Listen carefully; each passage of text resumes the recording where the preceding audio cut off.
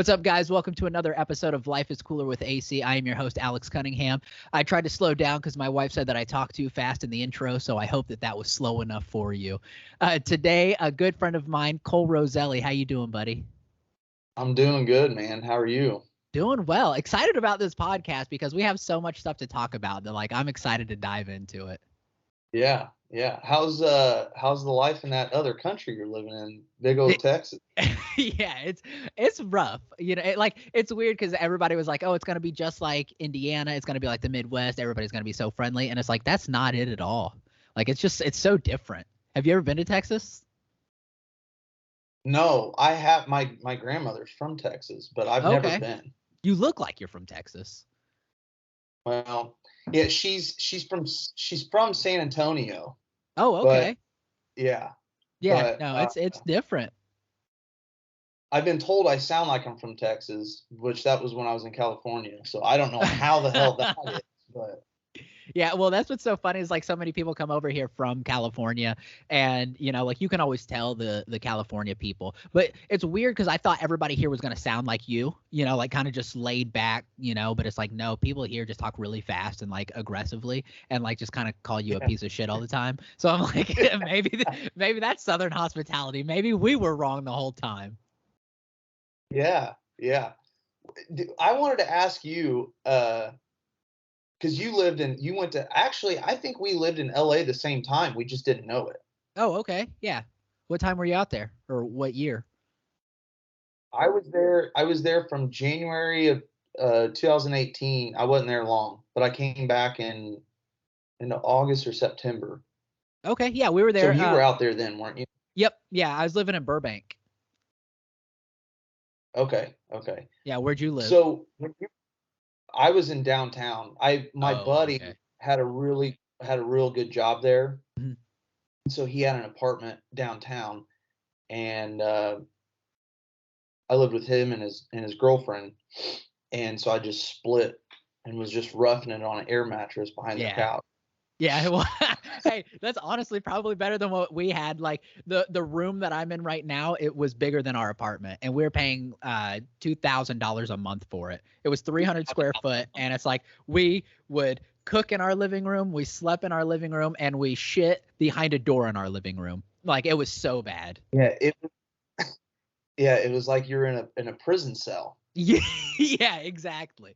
But with my wife, who honestly was probably worse than being with just another person when we would fight, because you can't get away from it, where when you're in prison, it's you kind of stick to yourself. But when, the sex is involuntary, where whenever you're married, you kind of want it, you just don't get it. But you're like, I can't even walk away. Yeah, exactly. Because when I first went there, he had a studio. And it was literally his bedroom, and then the couch that I slept on was right there. So, there's not a whole lot of privacy. And then we ended up getting a 1-bedroom when his girlfriend moved there. Okay. And I was up on the loft behind their couch. Oh, well, see, yeah, that's better. Yeah, at least you weren't so we would have people come stay the night or come visit, and they would sleep on an air mattress in front of our couch, which our couch was our pull out, and it was that's where we slept. So we would all just powwow in one room together, and it's okay, well, we're obviously not going to do anything, and we sleep naked, so it makes it really uncomfortable, when people are oh, what is etiquette? I have no idea. I'm going to keep underwear on, I hope that makes you more comfortable. Yeah, I'm the same. When I was I had to completely change how I slept because there was a woman staying there, and I'm not gonna just put a friend through that and him kick me out because I'm just with my meat and potatoes hanging out. So right, exactly. Yeah, no, it makes it tough. Yeah. So when you were there, I wanted to ask you, when you were there, did you get that a lot where people thought you were from the South? No, everybody because I grew up in Florida, so a lot of my accent kind of faded, I don't say warsh or anything like that anymore, so I still have like a little bit of, like a hint of an accent whenever I, like start talking real fast or say certain words. But most of the time people could tell that I was from the Midwest just because of the way that I would phrase certain words, because it's like, what are you doing? Like where everybody else is like, what are you doing? Yeah. Yeah. Yeah, but like I think I've probably had one or two people think that I was from, like Texas, like outside of Texas. But being in Texas, people are like, nah, you're not from here. Like they can tell. Yeah. Yeah. I got it all the time. Oh, All I the bet. time. I had people ask me, or like not even ask me, they just assume they're like, so you're from Texas, right? Or from Kentucky. Oh, And really? I'm like, no. I said, that's a Southern accent. I'm from Indiana. This is just white trash, baby. Right. It's totally different. Yeah. It didn't help because I dressed how I dress here. I mean, Right.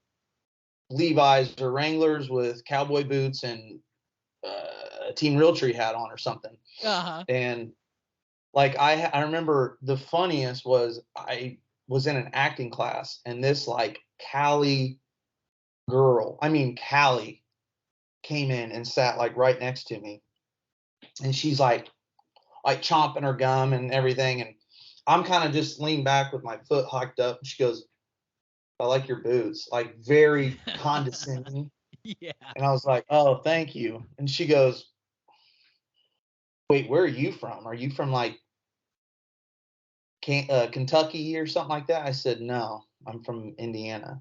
And she goes, where from Indiana? You're not from Indiana. I was like, Okay. yeah, I'm from Indiana. And she goes, so she sat there and then she'd like look at me and be like, are you sure you're from Indiana? I'm like, yeah, I'm pretty sure I know where I'm from. Yep. I have a little bit of an idea. Yeah. And then she was like, do what? Oh, I didn't say anything. And then she was like, she'd sit there for a little bit and then she'd go, so like what part of Indiana? Because I've been there before and I don't know anybody. I didn't know anybody that talked like you or wore cowboy boots in Indiana. And I looked at her, I go, well, what part of Indiana were you at? Yeah. You went to Indianapolis and you're like, this is it. Everyone's like this. That's what she said. She goes, I was in Carmel. I'm like, lady, Yeah. the one place in Indiana, like, of course they didn't talk like that. Yeah, the most uppity fucking town in all of Indiana. Yeah, I have family that lives in Carmel, and they even make fun of me. Right, Like, exactly.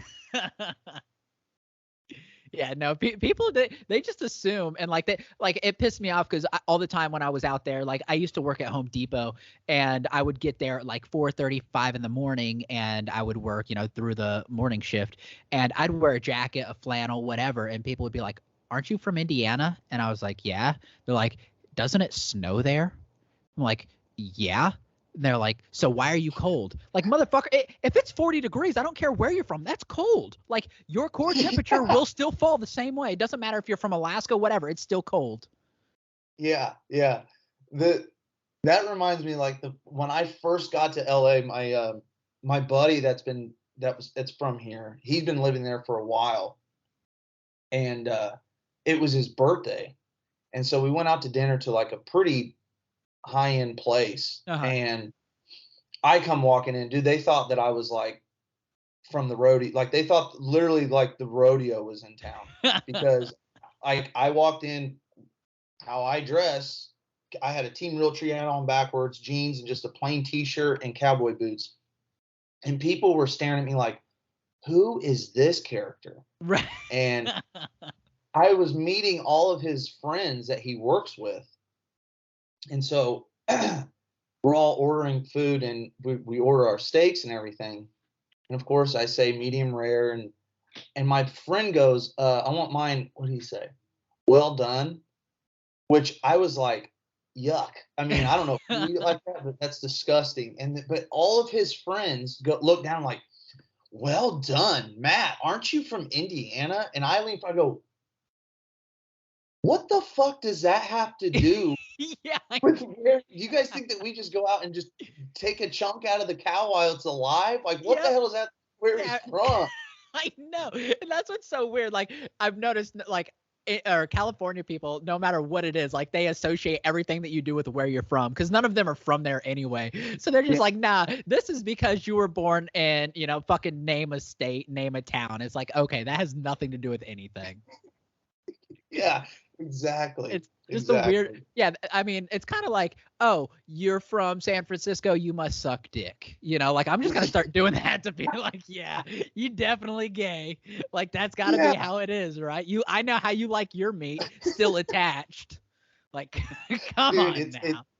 I have thought about that so much where I'm like, I mean, where I worked, my nickname was Johnny Cash because of how I talked, and then, which I don't have the deep voice, but it's just, right, I guess, twang or whatever. But I was a host at a steakhouse, so you're supposed to wear like a nice like jacket and suit, or whatever. And I always wore all black.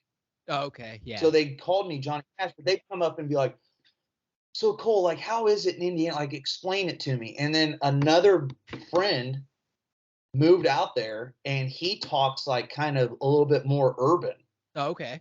So they were like, "Okay, so how does this work, guys?" And so I explained it to them. I was like, "Well," I was like, "You go a little bit north Terre Haute. That's where I'm from, and that's where like a lot of the, I don't know if people will agree with this from here, but I was like, you go to North Terre Haute, and that's where a lot of the farming ground, the rural area.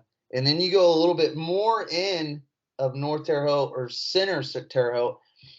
That's where it gets a little sketchy in there. It gets a little and then I was going like, if you go east, kind of the upper scales up there, you go way south, the upper scales in there. Yep. And then you go west, and that's where the Ponduk is. Yeah, that's what you're. And they're like, Ponduk?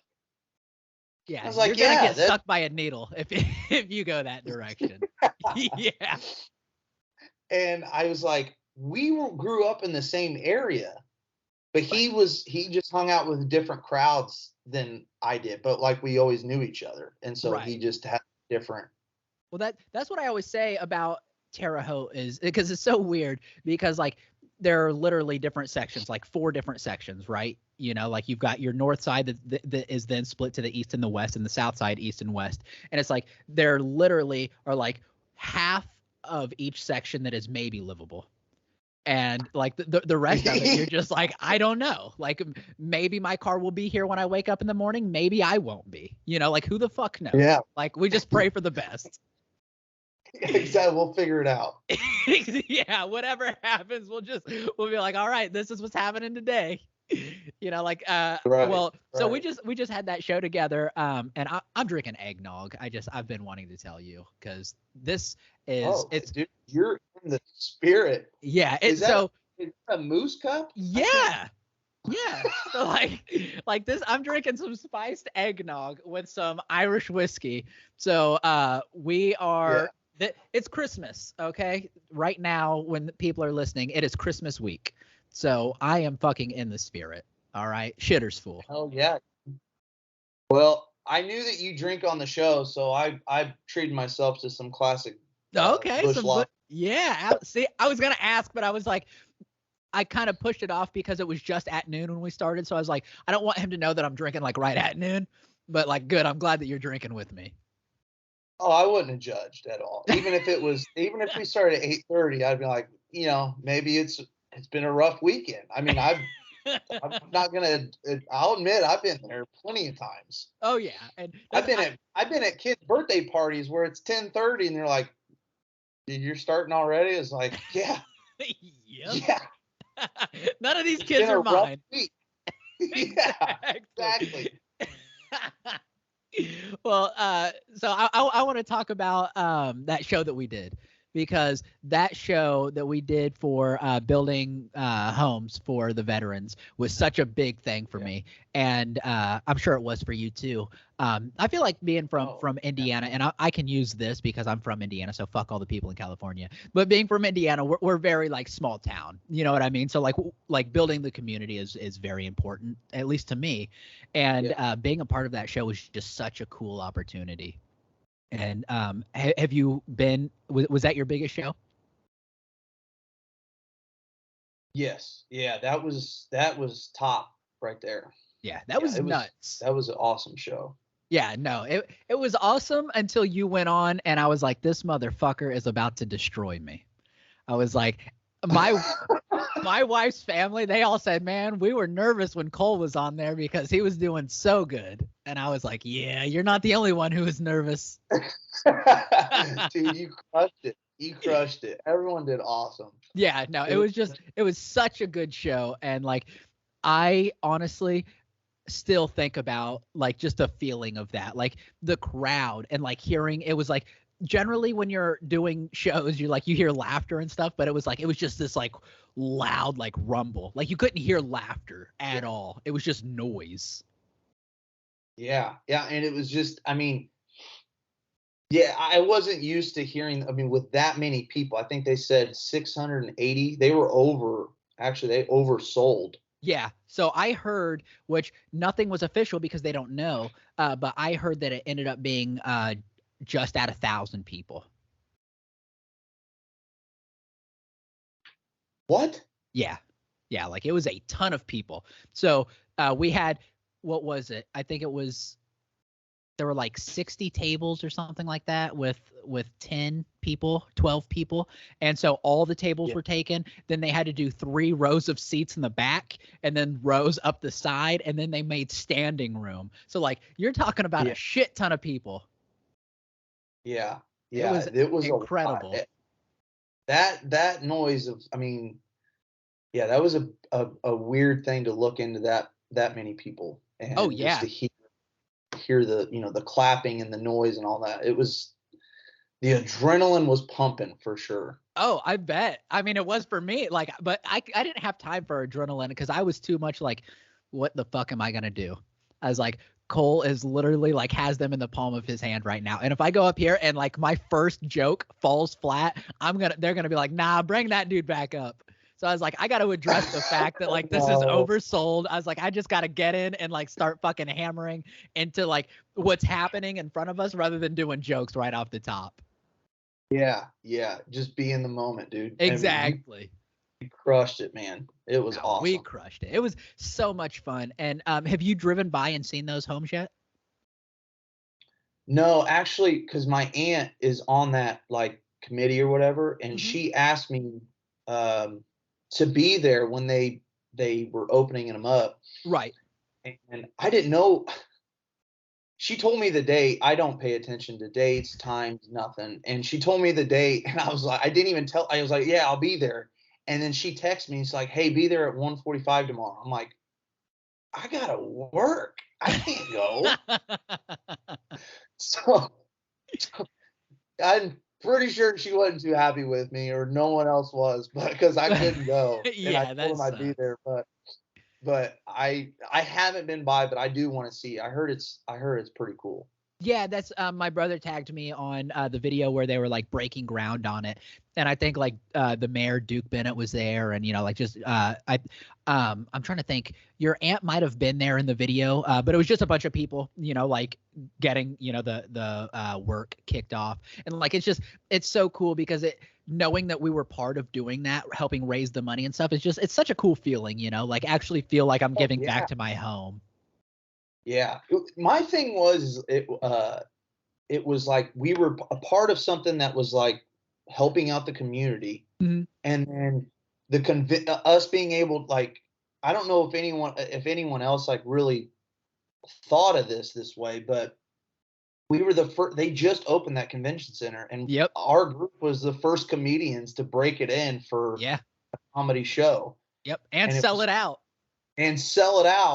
Yeah. More than, what they were expecting or even was supposed to happen there. Yep. So, the whole thing was just, that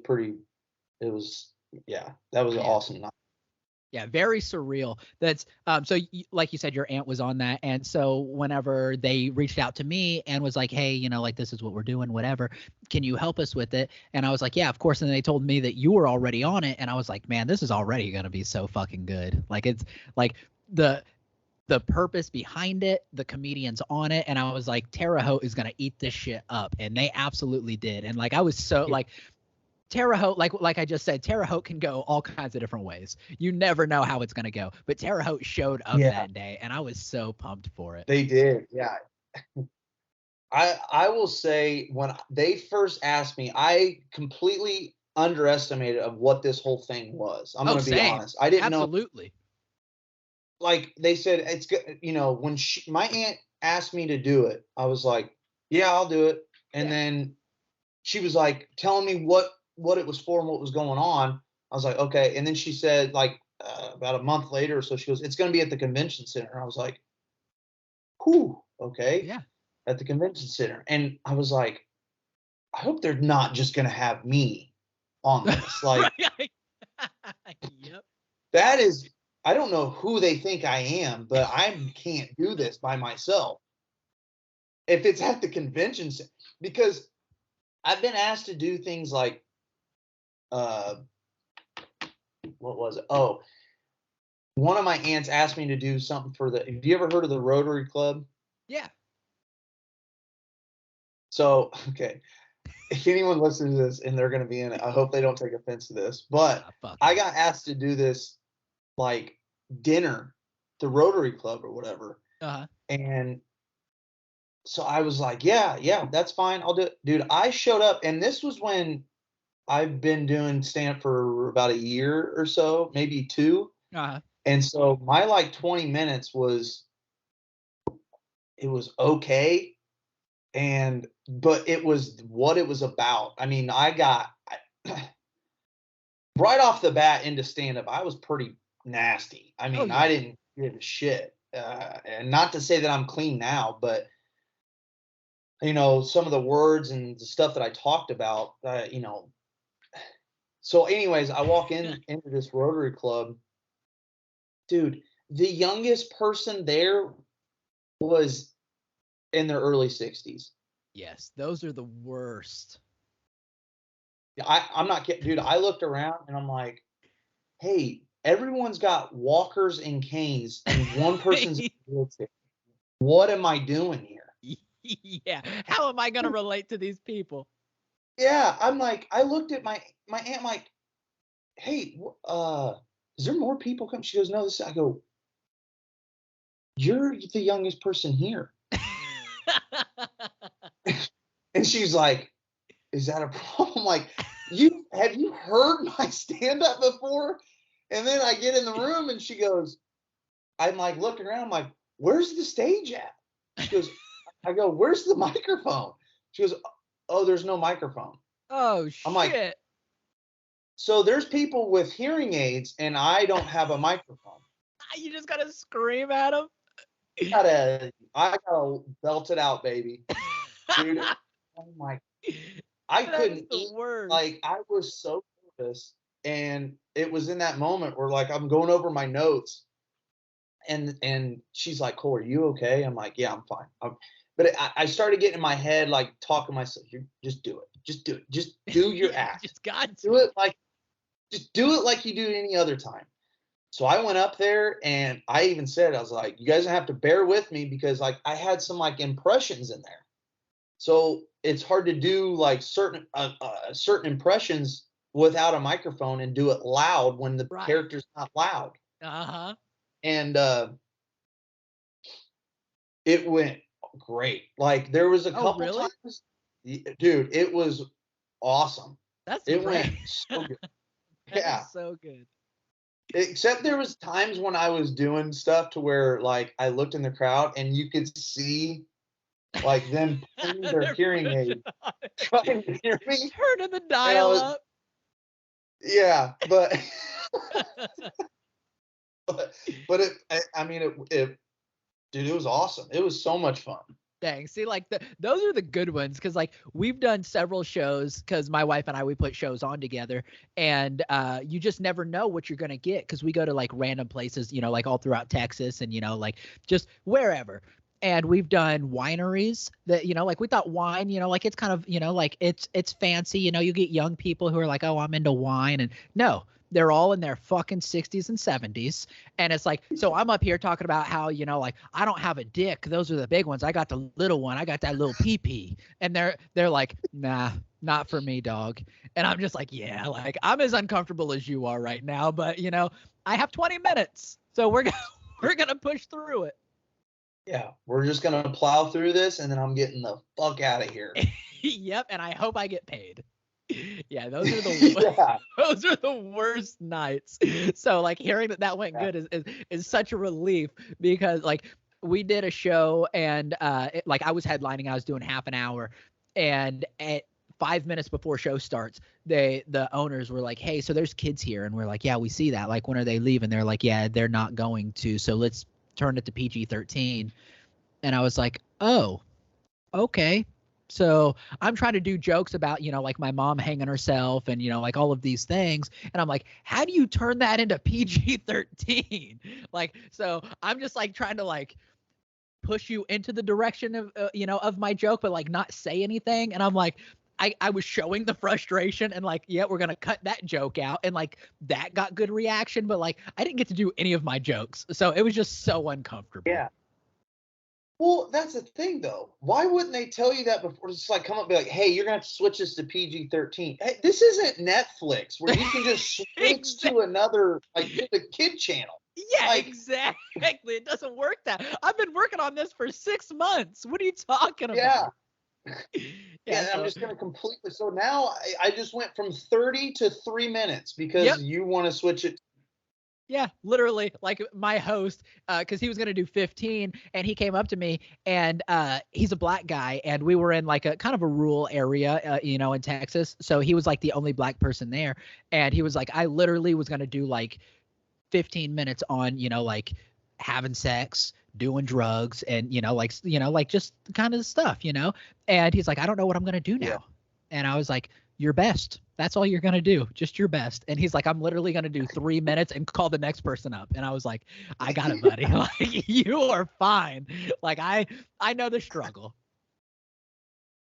Yeah. I'm going to address the crowd, and then I'm bringing you up.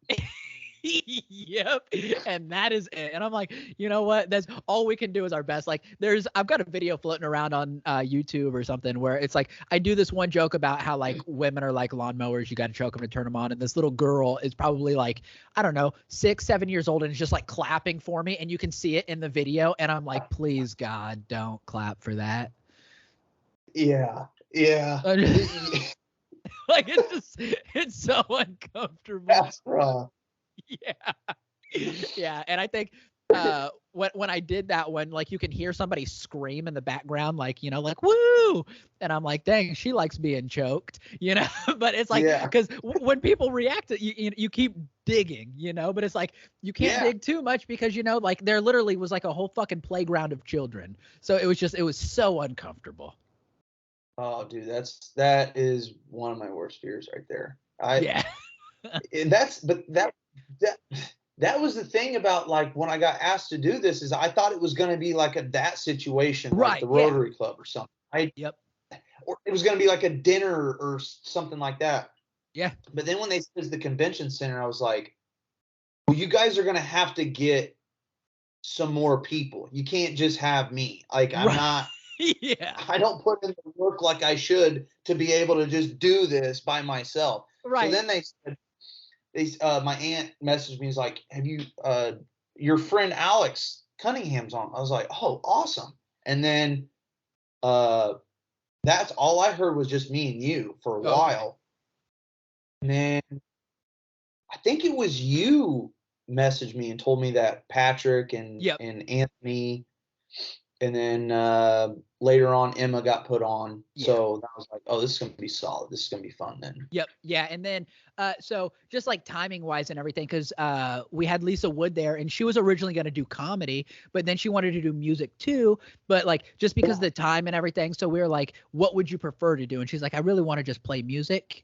You know, and it's like, all right, well then we'll just do that. But like, I mean, had she done it was already a solid show, but you know, like just having so many good people there, like just, you know, it's going to go flawlessly. Oh yeah.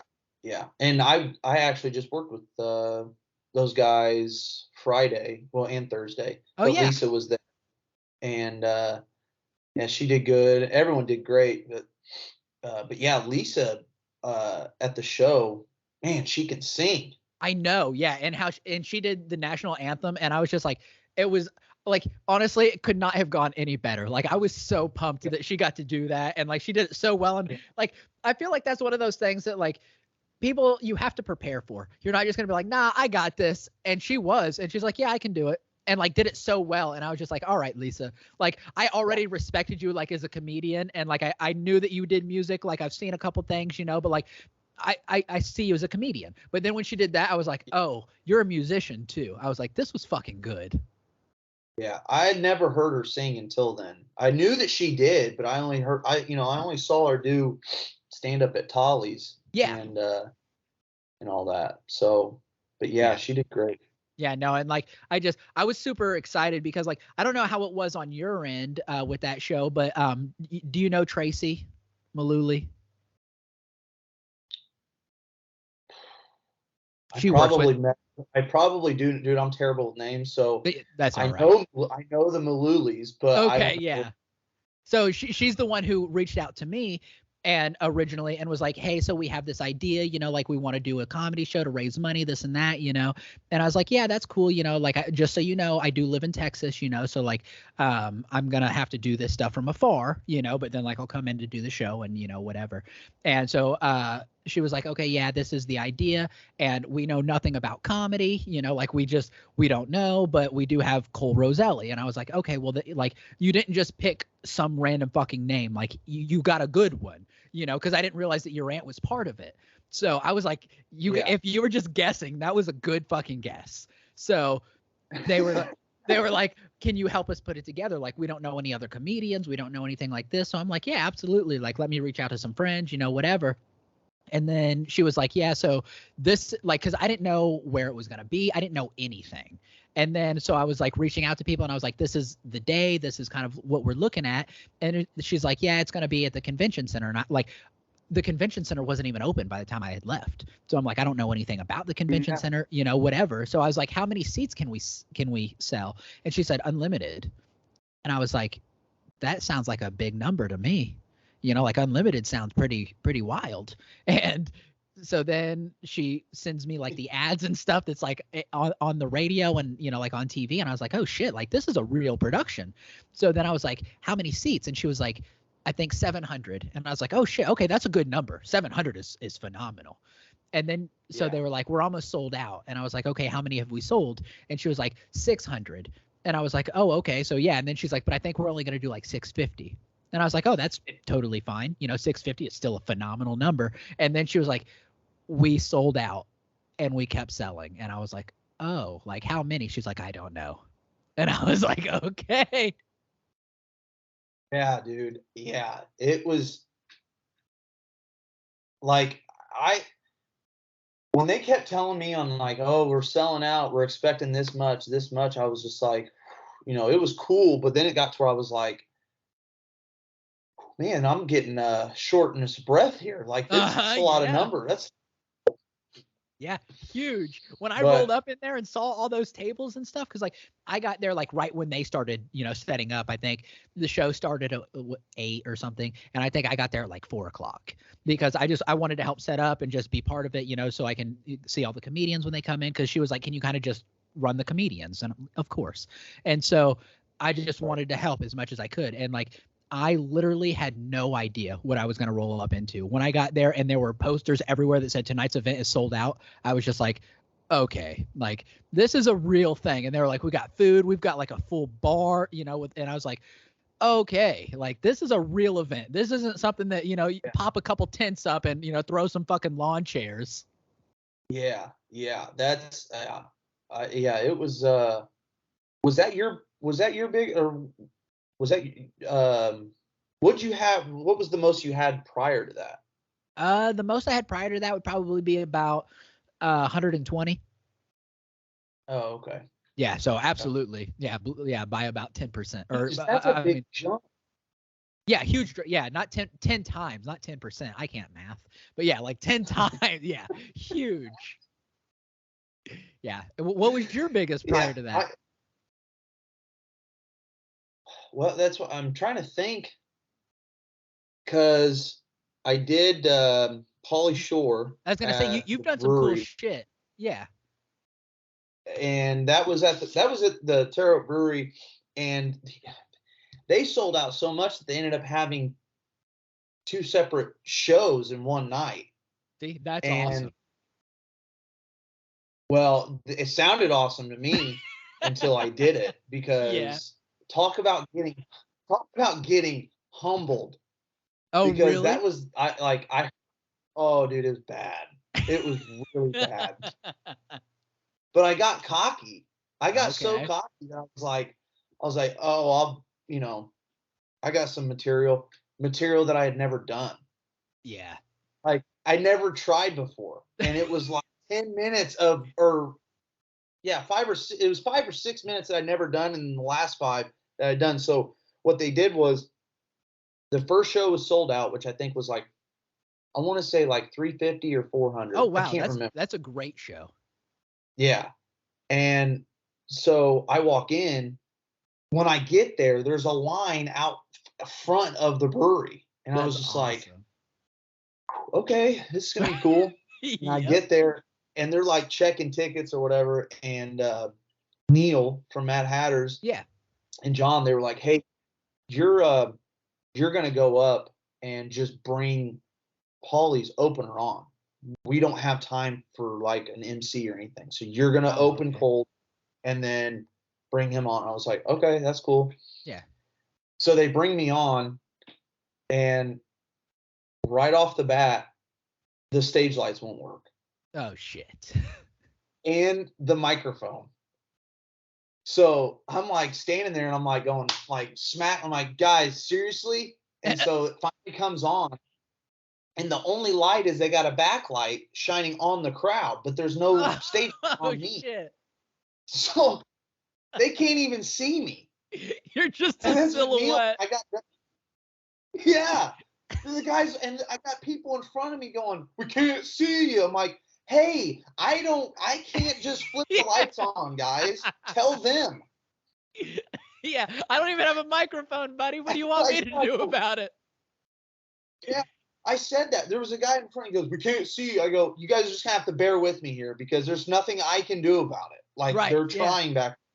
Yeah, everybody pull out your cell phones. Use those fucking flashlights. Let's figure this out together. Get your lighters and flashlights out. Exactly. Dude, I did some like stuff that I'd never done before and just ate it hard. Hard. Man. See, and that sucks. Hey, oh yeah. So I get off stage, and Neil was like, man, we're sorry. The stage light. And he goes, you're so like, people got to see your face. You use a lot of facial expression. So yeah, a lot of gestures and stuff. Yeah. So then I was like, okay, well, and I could only do, I'm trying to think, the first show was either 5 minutes or 10 minutes. First was 10, and then the second was 15. So they did a second show. The second show, a lot of people that I knew came to the show, like a lot of friends. But then like even people from like work, and then like people that we do business with at work, like they came because they were in town. And I went up there and I just fucking ate it again. I ate it hard. Twice in a row, dude. Man, that sucks. The last 5 minutes was like of material that I had done that I could rely on. And I did all right. But then I got like confident again. So I was like, I'm going to add another impression and try to improv this, because I got these laughs. I'm like, oh, I got this. Yeah. This is my crowd now. Yeah. No, I lost him again. I got off the stage losing. Like, did not close it good at all. See, that's the worst. And with that show that we did at the convention center, so I had written like, do you remember, I think like the back half of my set was about, like meth and, like Aunt Carrie and everything. So I had written some of those jokes were new. And I had just done so well. And like, I had missed a couple jokes like within the Crohn's bit. I just totally forgot the bits because, you know, like just so much was happening. So when I got up there, I was like, I got this new shit. I'm not at my time yet. So like, I'm going to just toss this new shit in there. And it worked very well. But I was like, I was so thankful because like that bit about, you know, like my mom saying, you know, like that she's got, whatever the fuck, I don't remember how I word it, but she can't go out in crowds because she gets stressed out. So I was like, now, you know, when people say, oh, I've got anxiety, I'm like, bitch, show me your teeth, because I found, you know, she's just on meth.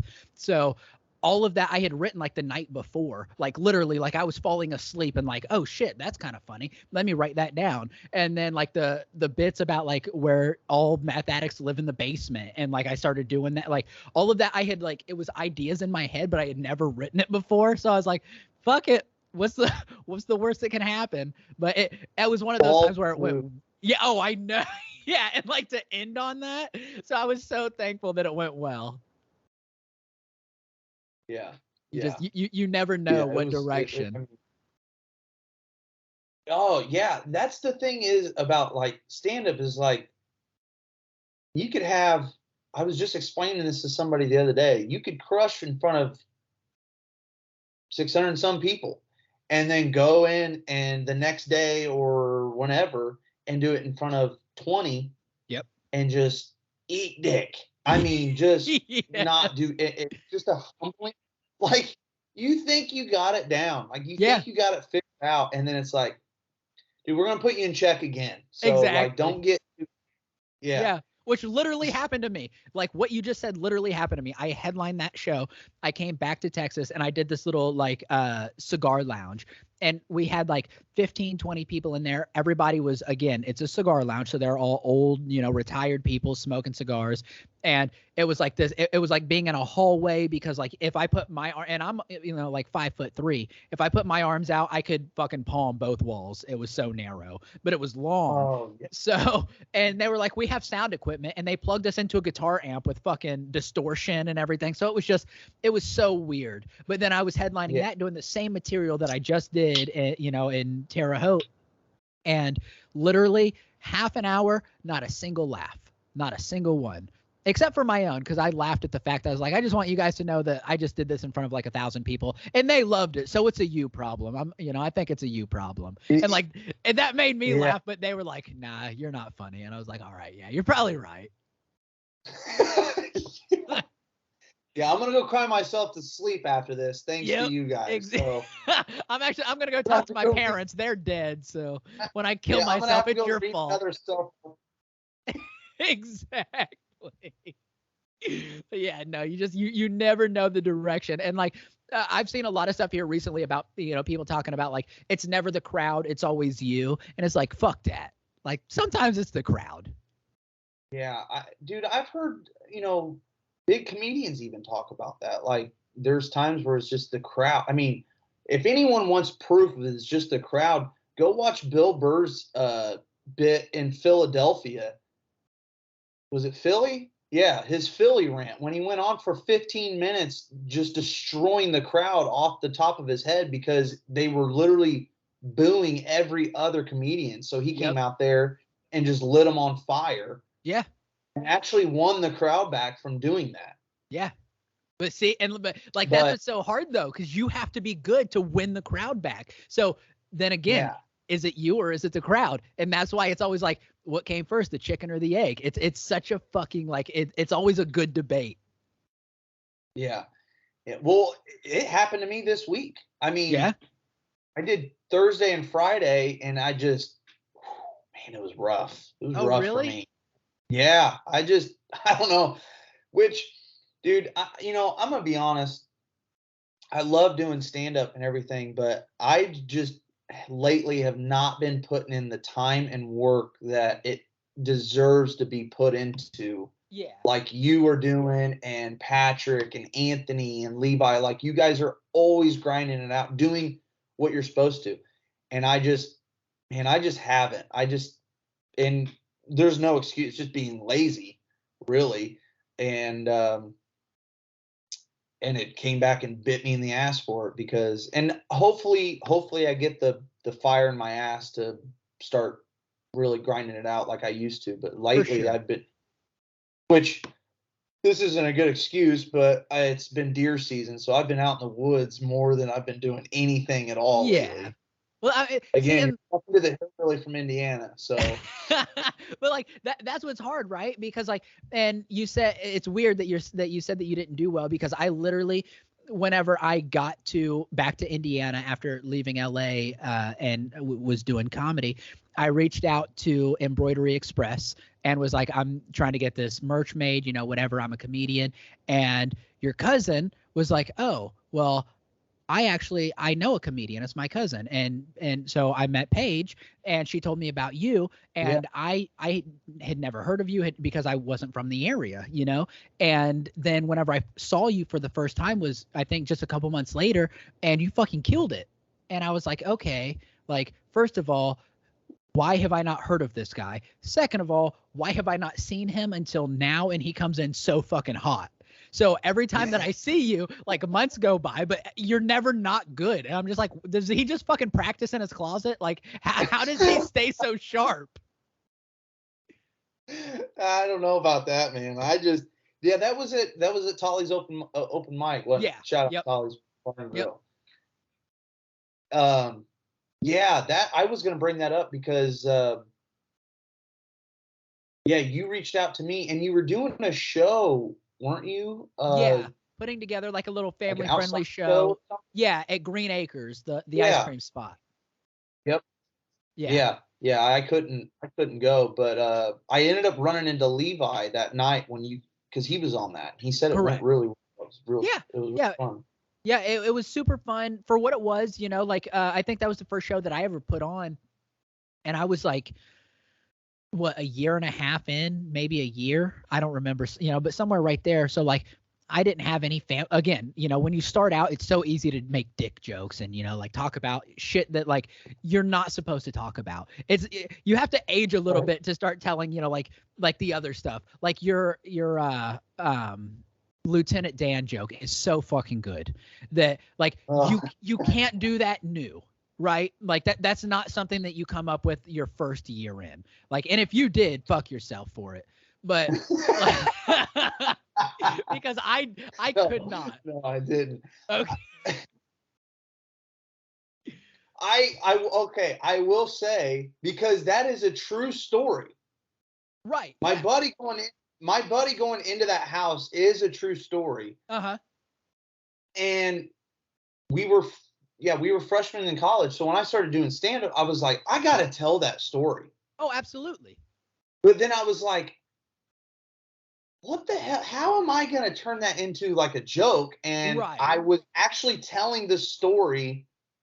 I had the idea of how I could turn it into. Uh-huh. And so I told the story in my idea in front of like all of our friends. And my buddy that did that was there.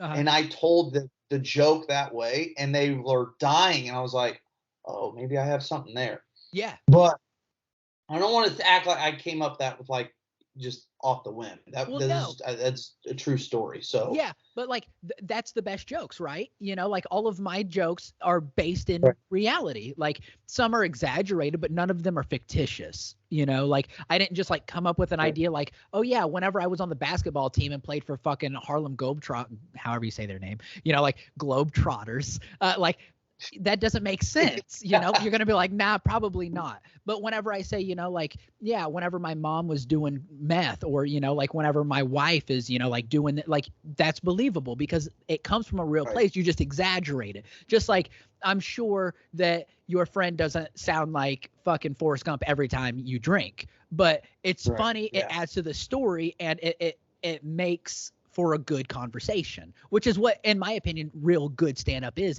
it's a conversation just happening from only one side. Right. I've kind of learned that I don't say recently, but like through time is, I've been trying to it's like, you don't want to sound, just tell the story on how you would tell it, like to your friends. Yes. I say that all the time. Yeah, don't sound scripted, but just say it like you would, like you're telling a story. Yeah.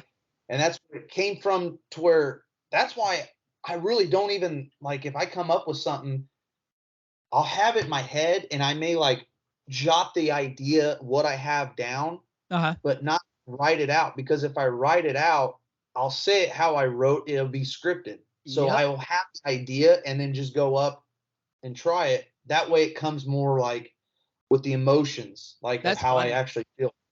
Yeah, no, like that's literally exactly how I do it. Cause like I see people, and I used to be the guy that would like write shit down, you know, but then like I'm a visual person. So like I'll literally be looking at you, but I'm not seeing you. I'm seeing words on a piece of paper and I'm reading it off. And then like if I skip that word, I'm like, oh shit, what I meant was, and then like I'll go back and then it's like, okay, so you're just telling me a monologue. That's not cool. I want you to talk to me, you know? So then I started doing. Yeah, you just take the idea and you're like, I'm going to make this natural. And that's, I tell people all the time, I'm like, go on stage and tell the story, pick one story. I don't care what the fuck it's about. You tell the one story anytime you're in a group of people that you're like, this is the story that I'm going to tell. Whatever that story is, because we all have one.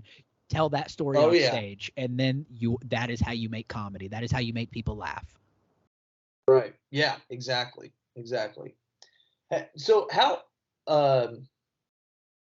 I always wondered, like, when and like what made you get into stand-up, or how? I mean, what was your like path into it?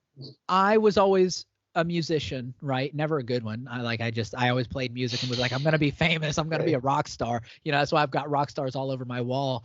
It was just the path that I wanted to go. But then I saw Kevin Hart live.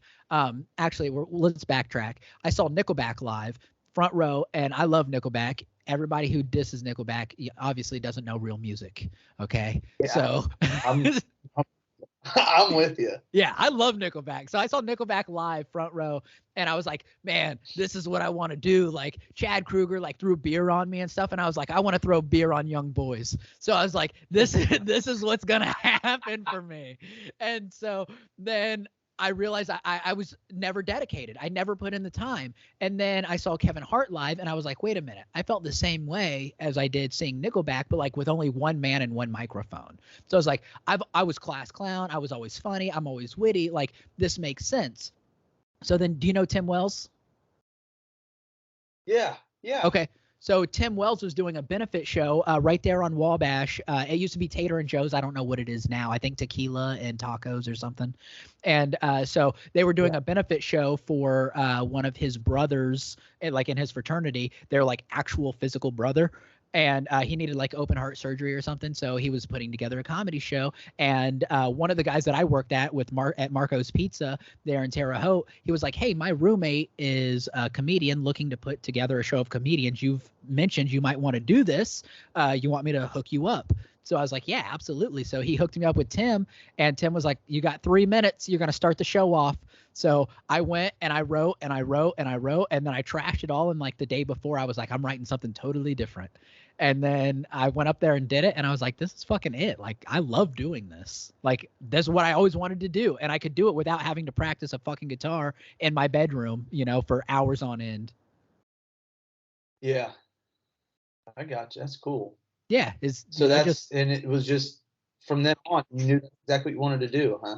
Yeah, I didn't pursue it, but I knew that that's what I wanted to do. It wasn't until years later, because that was 2015, but it wasn't until I moved out to LA in 2018, and then I still didn't do comedy for like almost a year, and then 2019, the beginning of 2019 is whenever I actually started doing comedy, because I was doing the acting thing, and you know, like it wasn't hitting, so I was like, I just got to get back to comedy, you know, like because I've always wanted to do this, so like I just got to try it.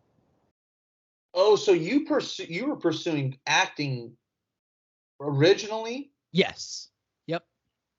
Okay. See, I didn't know that. All right. Yeah. Yeah. No, I've always wanted to be an entertainer, you know, like being in front of people, and like, so it kind of just makes sense that I'm kind of funny, you know? So like the entertaining and like acting and like, it's all the same, you know what I mean? Like the only difference is like with comedy, it's more personal, you know, like you're talking to people rather than talking to a camera. Yeah. Yeah, exactly. So I think we had very similar kind of storylines, I think. You and I. Yeah. I'd say I don't know how much time we have or how long you want to go, but I mean, this is my fucking podcast. We'll go all day. I own this bitch. So when I got into it, see, growing up, I was never like, out of my whole family, everyone in my family were natural athletes. Oh, okay. Somewhere in that making, I didn't get that gene. Yeah. If I wanted to be an athlete, like, I had to work hard for it, and I did not care to do that. All I cared about was hunting and shoot my bow and fishing. And my other thing was, at a very, very young age, was movies. Oh, okay. And it so from what I remember, but mainly, like, when people ask, I've heard my parents tell this, is they noticed that I would watch a movie, and when I get done with the movie, I would have like a scene just memorized, and I would act the scene out in front of them. And so the first one was The Mask. Okay, that's awesome. And it was when, he they're shooting at him in the club, and he's turning around doing all the different characters, and he's like doing Elvis, and then he does the cowboy, and he acts like he gets shot.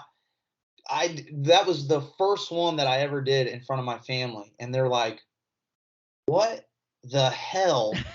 Where did this come from?" That's and awesome. So and then it was like Ace Ventura, and then I remember like Nutty Professor. It was always in The Mask, Ace Ventura, and then Nutty Professor. When I was like, what was I, like 5? That came out. I was about 5 years old. And whenever he finds out, he sees that he's skinny, and he's going, I'm thin. And he looks down and he goes, I can see my dick. I'm like 4 or 5 years old. And they're like, whoa. Which, hey, people forget that we used to watch those movies when we were that age. Right, yeah. Like, that was acceptable back then. Exactly. No, that's hilarious.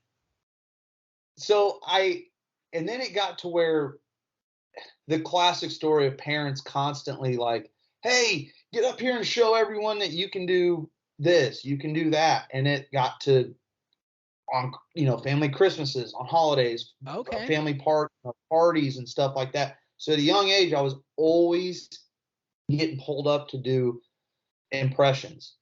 And like Jim Carrey was like my North Star. I mean, that dude is like who made me. Like, awesome. I did everything. I acted like him all the time. And then my grandparents saw how much I loved doing that. So then they started even getting me like, surely you know who Red Skelton is, right? Uh-huh. Okay. They got me like Red Skelton videos, and then like Abbott Costello. Okay, yeah, that's awesome. All that old stuff, and I loved it. And then I got to where I was in elementary school, and I was always kind of shy off the bat, and then it kind of you got to know me, I'd start to show them like my weird, goofy self. Right. But it wasn't until I was like in 3rd grade I started doing like talent shows. Oh, okay. So that's pretty young though. I think you froze. You there? Yeah. Okay. I heard 3rd grade you started doing talent shows. Yeah, I started doing like talent shows and doing basically stand up of doing like impressions. Okay, yeah, that's awesome. Like, that's how Andrew Dice Clay started. Really? Yeah, I didn't know that. Yeah, because he was a drummer, and he started like for his first comedy stuff, he did the whole Grease Lightning thing and pretended to be John Travolta. Oh, actually, I think I have heard that. Yeah. Yeah. So that's interesting. Well, and it was weird because like after I did that, like I remember it was like scenes from Ace Ventura, Liar Liar, and then like a couple like Red Skelton things, impressions that I did. And after that, it was like I like made like my reputation. It was like this from the time, like from then all the way until high school. And then I got to where if there was like downtime or we didn't have a lot of work in class, teachers would be like, kids would talk to teachers into like letting me get up and do like impressions in front of the whole class and stuff awesome. like that. And then it got to middle school to where, it's kind of starting all over again, kind of shy or whatever. And then it's the same thing. Rumor got out, kids knew that I did it. And then there was downtime. They'd be like, Cole can do impressions. And they're like, okay, well, let's see it. And I was like, geez, I haven't done these for a while. Okay, I guess. So then it was the same thing. And then it's like, then it got to high school and I was like, okay, this is just going to be cute. It's not going to be funny. Like it's right. You're a teenager now. So right. Almost an adult. Yeah. So you need to start coming up with your own stuff. Right. And I didn't do it. I just put it off and I put it off. I just didn't. I kind of swept all that away. And then it got to the point where it was like, and that was the thing. Like I always wanted to do stand up, but I always wanted to do acting. Like acting was like the main thing that I wanted to do. And I graduated and then I just got to where I was, doing my normal job. And my grandmother got a hold of me and her friend was dating a comedian from Indy. Okay. And she's like, would you like for you to meet him? I was like, yeah, that'd be awesome. So I was like 22. I think I was just about to turn 22 or 23. I think 23. And so I went to go see him and another guy. And I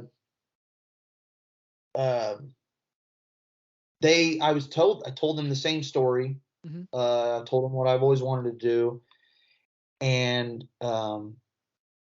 they said, okay, well, we'll let you have, if you can come up with 6 minutes of your own stuff and you test it out and it does okay and it gets approved and we approve it, you can do a spot on this charity that we're doing.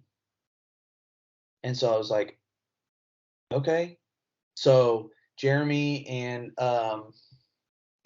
Jeremy Brown and Jeff, oh my God, if he hears this, he's going to kill me that I forgot his last name. I'm friends with him on Facebook. I'm going to tag him.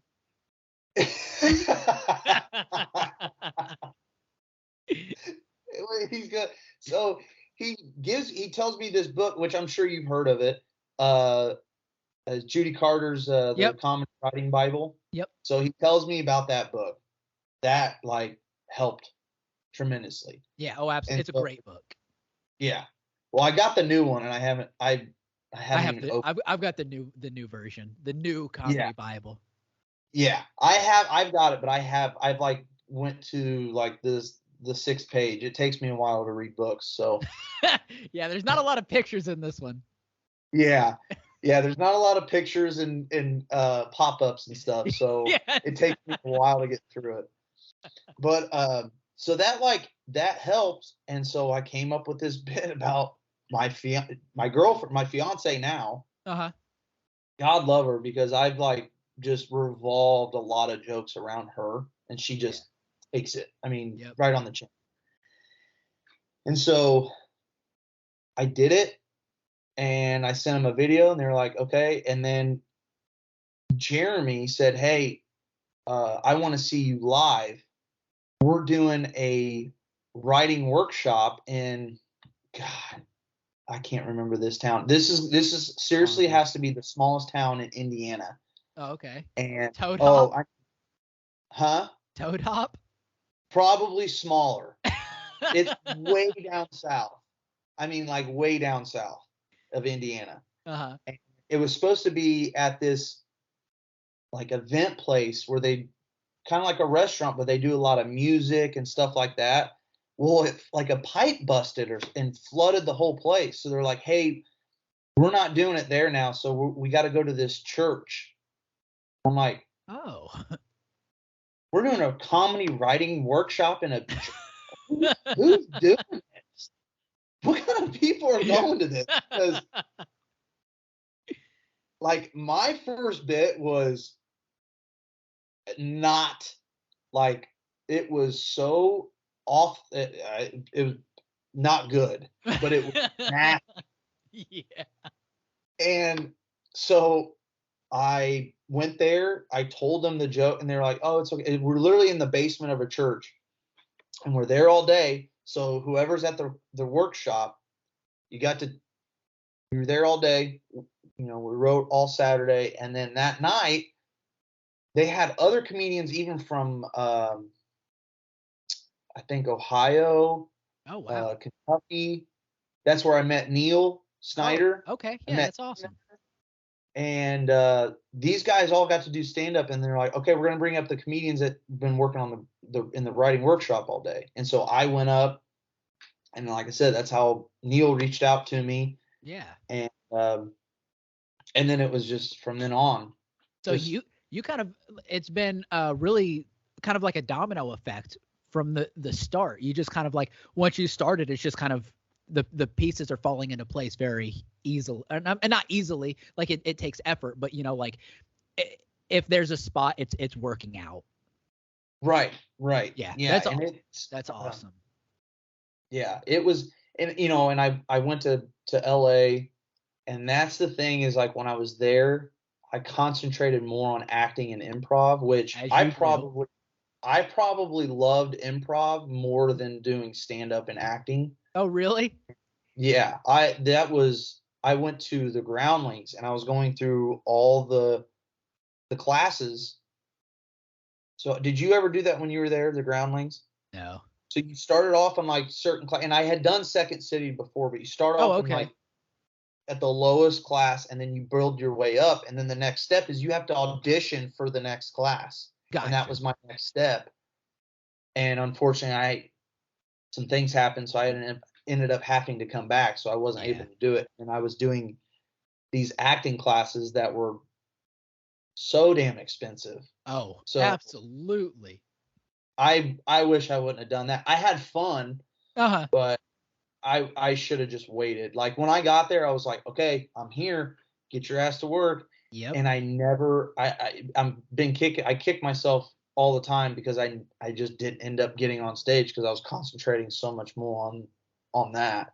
Yeah. But honestly, and like, I feel like that's such an easy thing to do because every LA got to get in the movies. But it's like, when I was doing comedy, the opportunities were so much better because there's so many people acting that not as many people are doing stand up, and they don't take it serious because they're like, I'm just doing this because my acting coach told me to do it. And it's like, okay, well, I'm doing this because I fucking want to do it. So I was getting booked at clubs and stuff, where here I can't get in club like there, because here it's more like gatekeeping, because it's not run by, like celebrities, is run by people who have been in the scene the longest. So it's like, if they don't put you on, you don't get on because they only put their friends on. So it's a totally different ball game.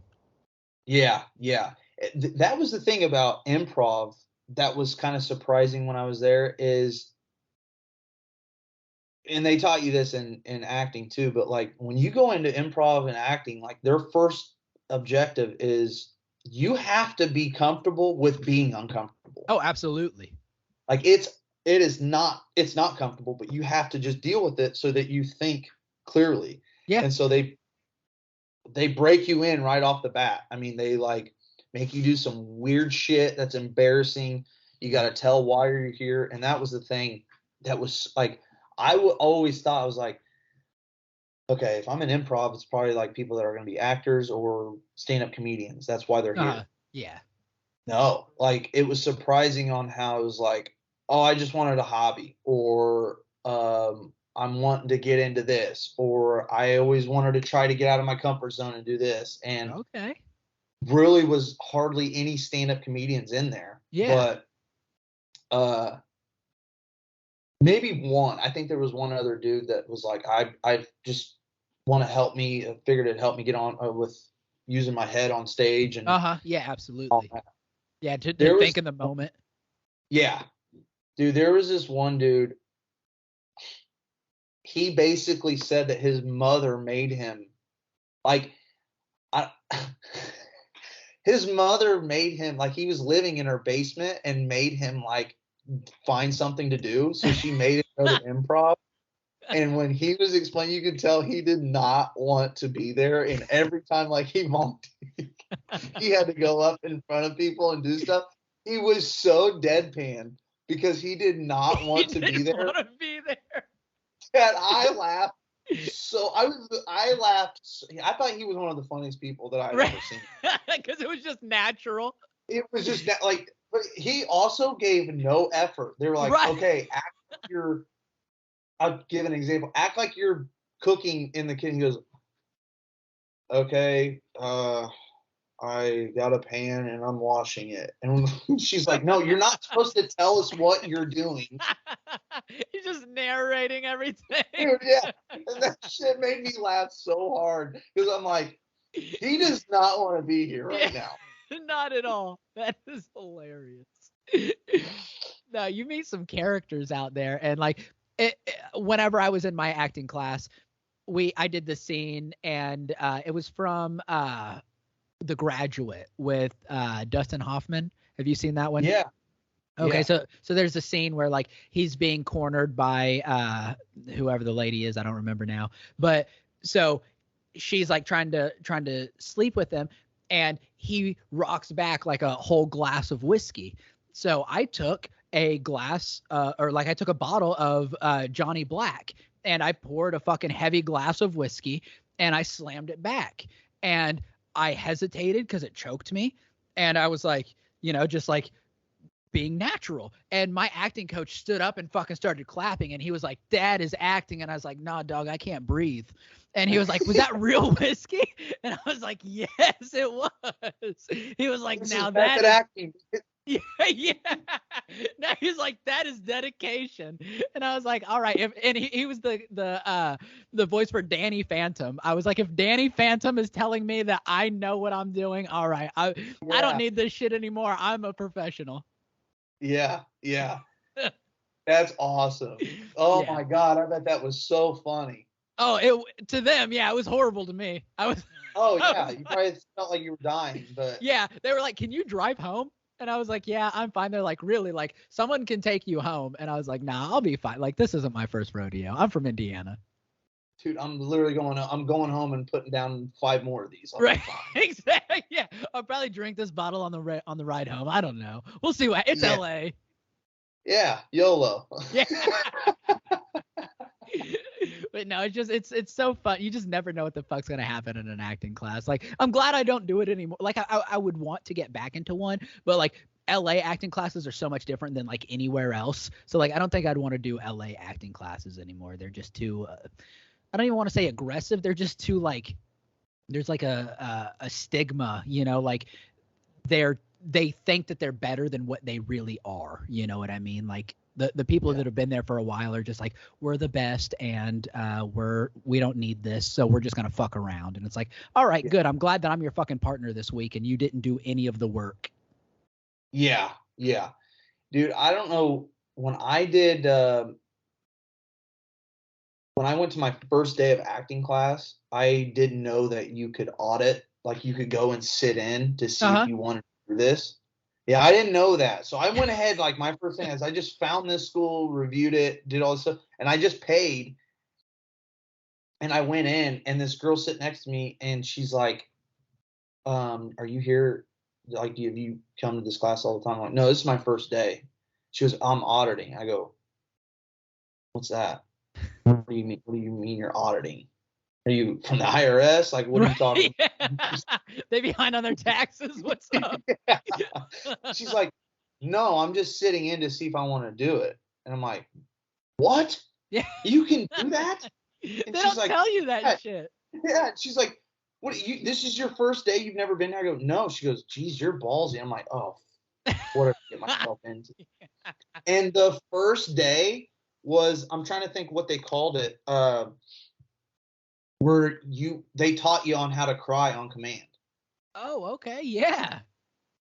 Which is cool, but your first day, that's a hell of a first day. So you had to like everyone had to close their eyes, and she talked you through on what you're supposed to find, this moment that'll make you cry and all that. Dude, there's people all around me just, I mean, bawling their eyes out. I'm like, wow, people are really in touch with their feelings. Exactly. What? There's one girl sitting on the floor, Indian style, like with her hand. I'm like, she's been waiting to do this all day. Why is she on the floor? She's just feeling it. Yeah. And then there's another girl that's like, this was a weird moment. She goes, is anyone having trouble getting to this point? And I'm like, this is my first day. I ain't saying shit. This girl off to the left was like, so I'm having trouble. And she goes, okay, so what are you seeing? She's like, I'm on a bus and I see this person. And so the teacher starts like talking her through it. And she was great. The teacher was great. Shannon Sturgis. She was awesome. And she goes, okay, so you see the person in front of you. She's like, yeah. But you don't want them to turn around. You're not letting them turn around. She goes, yeah. She goes, let them turn around. Like, so the girl has her eyes closed. And she's visualizing this. And she goes, let them turn around and look at you. And all of a sudden the girl just starts bawling. I'm like, what the dang fuck am I doing here? Right. And so I'm like, I go, okay, so what if I can't find a thing in my life that's making me cry? And then as soon as I said that, I'm like, okay, I either look like a heartless dickhead or I have the most fortunate life on earth. Maybe both. She goes, there's nothing that you can think of that'll make you. I was like, well, yeah, there's stuff that like, obviously it's like makes me sad, but, and then finally, I don't know how I did it. Finally, I ended up finding it on how to do it, like on the spot. But then you like walk out of the class and I'm like, and I remember hearing an interview with Jim Carrey saying, this is a dark, dark industry as far as like what you have to go through. And so when I left, I was like, I'm kind of sad. Like I'm not really happy right now. Yeah, like, it doesn't just turn off. Yeah. Yeah, like it's still bothering me. Yeah. Now I gotta go home and hold a pillow. So behind the couch. Yeah, behind the couch. Yeah, no, it's so tough. And like, so I was recommended this class by Tanner Buchanan. I don't know if you know who he is. He's Cobra Kai. The new. Yeah. Yeah, so he's the son of the blonde guy. I'm so bad with names, but yeah. So he's in that, and that was his class, and he was talking about the crying and everything, you know, and he was on the show already, so like he was done with the class, but I was just like, okay, so if this guy got him there, then like what can he do for me? And then all he got me was fucking drunk. So I was like, I don't know. I just paid $500 to get fucking drunk in front of a bunch of people I don't know. This is great. Yeah. When I could have just done that any other night at the bar. Yeah, right. Or at home with my own fucking bottle of whiskey that I brought. Yeah, exactly. Yeah, it's not like they gave me the whiskey. I had to bring it. So like it was the worst experience ever. But like you said that to the teacher. That'd have been hilarious. Yeah. Yeah, it would have been my last fucking session. He'd have been like, all right, you're done. Like, thanks, buddy. Exactly. So we're at about an hour 20. So I want to have you seen our questions? We do the icebox. I don't think so. Okay. Maybe, but. So it's just a random question. It's which if you guys want to ask a question, put it in the comments below. But it's just a random question, just to kind of see the mind of a comedian, right? Okay, so this one will be fun, and I'm excited to hear yours. Adam Levine, Jared Leto, Justin Timberlake. Fuck, marry, kill. Oh man, Adam Levine, Jared Leto, and Justin Timberlake. Yeah, that's tough. Yeah, man. I mean, even from a straight guy, that's tough. Adam Levine, I gotta say, I'm killing him because he's just gonna cheat on me regardless. That's true. Yeah.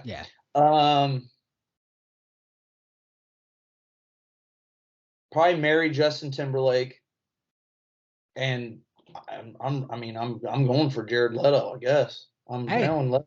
See, that's ballsy in my opinion, because I feel like Justin would be a passionate lover. You know, he's gonna, like, you've heard his stuff with Lonely Island, like, I'm a mother lover, you're a mother lover. So like I feel like he's gonna give it to you, you know, and that fucking old school R&B, you know, type of passion. Where Jared Leto, I feel like he's gonna try and just choke you the whole time, you know, because that's kind of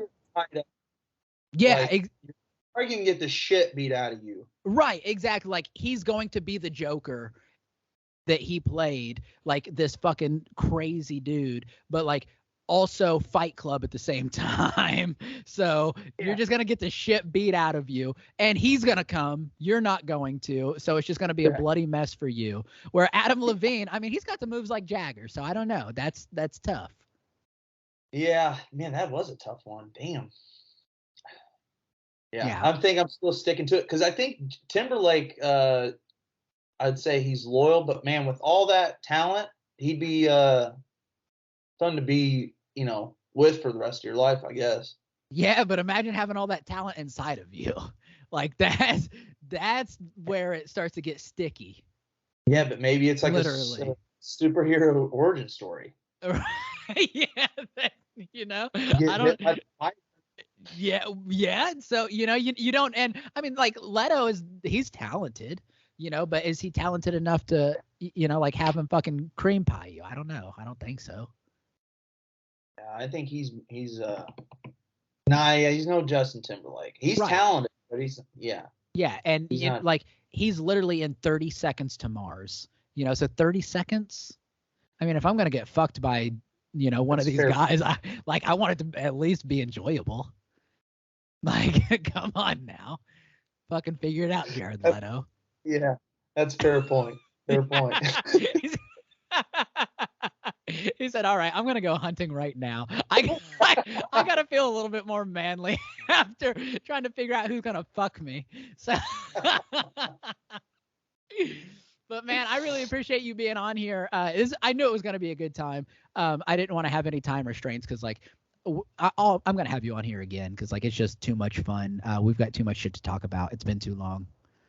Yeah, dude. I appreciate you asking me to do this. I had a blast. And I also got to let you know, man, I envy you, dude. Like, you are just doing it the way you should. You're grinding it out. I don't know if envy was the right word, but you are just grinding it out and you're doing what you're supposed to do. You got the podcast. Your wife seems like a great support for you, and she's there all the time. And, you know, which you got to have that. I've got that myself, but like you guys moved to Texas and you seem like you're working all the time, man. Just keep doing what you're doing. I appreciate it, man. Yeah. Like that's honestly like, it's funny because, you know, like in this industry, but not just this industry, but like in life, we have ups and downs, you know, like that's just this the natural way of life. And like the last couple of days have just been like such down days for me, you know, and just like not feeling good. And my wife is just like, you know, she is definitely, you know, like my rock. And she's like, no, look at all the people that are always like, man, look what you're doing. You know, like people calling me and asking for advice and stuff like that. And like, it doesn't always feel that way. You know what I mean? So like, I do appreciate you saying that. Cause you know, like I definitely given it my all, that's for sure. You know, so I do appreciate it. Yeah, man. Yeah, just keep at it. But I appreciate you having me on. This was fun. Yeah, absolutely. And we'll do it again. And send me all of your socials that you want down here at the bottom so people can go check you out. I know that you've got your Instagram. Do you have a YouTube channel? If you don't, you fucking need to. No, I don't. I don't have one. You need to. I'm ready for all these impressions. All I got is just the TikTok, the Instagram, and the Twitter. Okay, so we'll send them to me so I can put them down low because I want to hear you scream. I can see my dick. Like if I don't hear you screaming that, then I'm gonna be very upset. I can see my dick. Look just like Eddie Murphy the whole time. But I do appreciate you, man. And everybody go check him out. He's super funny. You're going to regret it if you don't. This guy is going to be on your TV screen before too long. So thanks, buddy. I appreciate it. All right. Thank you, man. Have a good Yes, one. sir. You too.